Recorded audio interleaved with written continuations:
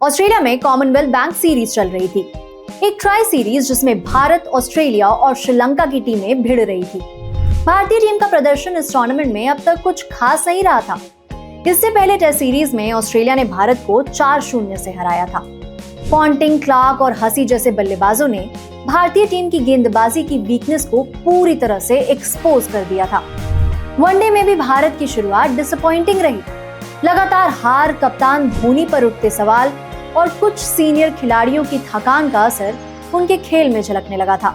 Fans निराश थे, TV पर डिबेट्स हो रही थी, अखबारों की हेडलाइंस पूछ रही थी क्या ये टीम वापसी कर पाएगी।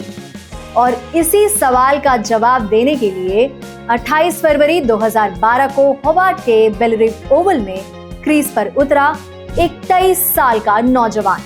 नाम था विराट कोहली। नमस्कार दोस्तों, मेरा नाम है मेघा और आप देख रहे हैं बजर बट्टू स्पोर्ट्स।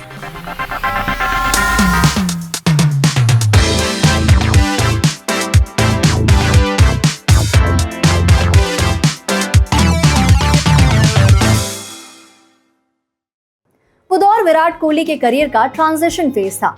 स्टार बनने की दिशा में कदम रख चुके थे, लेकिन ताज पहनने में वक्त बाकी था। अंडर 19 वर्ल्ड कप जीत चुके थे।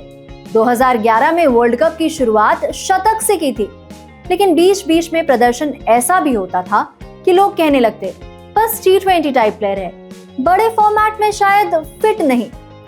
टीम में सचिन, सहवाग, गंभीर जैसे दिग्गज बल्लेबाज थे और यंगस्टर्स को खुद को साबित करने के मौके कम ही मिलते थे। लेकिन कोहली का आत्मविश्वास अलग था। ड्रेसिंग रूम में वो दबता नहीं था। बल्ला हाथ में हो तो दुनिया की कोई गेंदबाजी उन्हें रोक नहीं सकती, ऐसा यकीन उनके अंदर था और उस यकीन को सबके सामने लाना था। उस रात श्रीलंका के खिलाफ मैच करो या मरो वाला था। पॉइंट्स टेबल टाइट थी।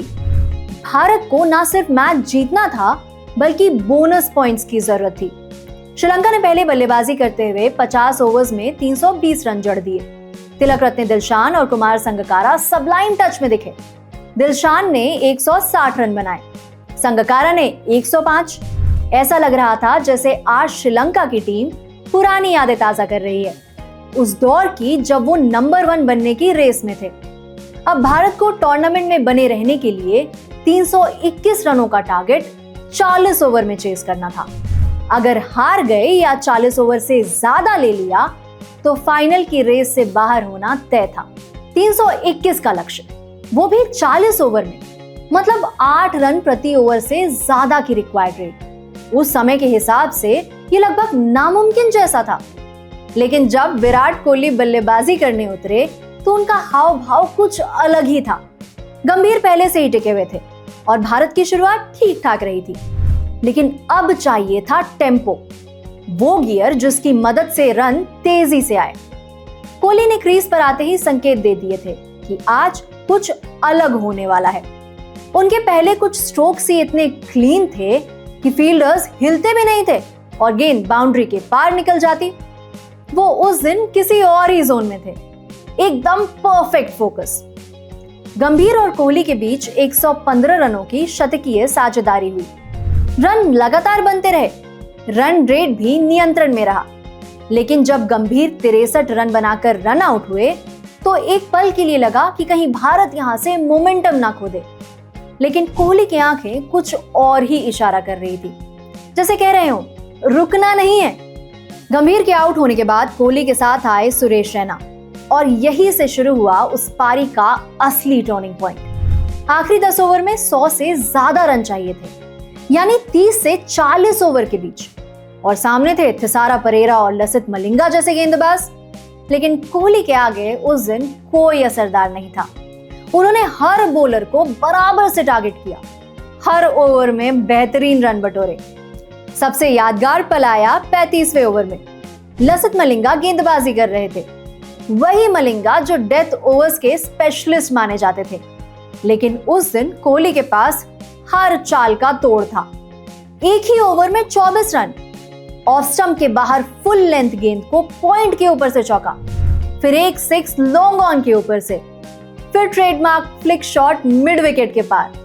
बॉलर, कैप्टन, फील्डर सब हैरान। कोहली की आंखों में कोई गुस्सा नहीं था, बस एक बर्फ जैसी ठंडी फोकस।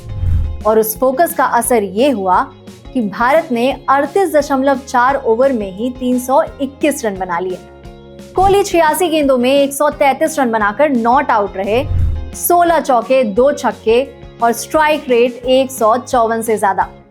मलिंगा ने 7.4 ओवर में 96 रन लुटाए, शायद अपने करियर के सबसे महंगे स्पेल्स में से। जैसे ही विनिंग शॉट लगा, कैमरा सीधे कोहली के चेहरे पर गया।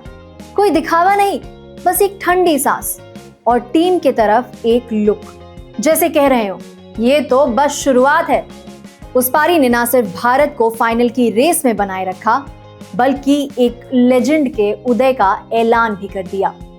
उस रात विराट ने ना सिर्फ रन बनाए, बल्कि खुद को एक ऐसे फिनिशर के रूप में स्थापित किया जिस पर पूरा देश भरोसा कर सके। ये वो रात थी जब फैंस को पहली बार लगा कि सचिन के जाने के बाद जो खालीपन था उसे भरने के लिए कोई आ चुका है। इस पारी को लेकर कोहली ने कहा, 40 ओवर में 320 रन चेस करना, वो भी एक जरूरी मैच में, ये पूरे टीम की मेहनत थी। पिछले कुछ मैचेस में मैं 20-30 रन बनाने के बाद गलती कर देता था, हर बॉल को मिडिल करने की कोशिश कर रहा था, जो इंटरनेशनल क्रिकेट में हमेशा नहीं हो सकता। आज हमने दिखा दिया कि हमारी टीम कितनी मजबूत है और प्लान्स कैसे सही से काम कर सकते हैं।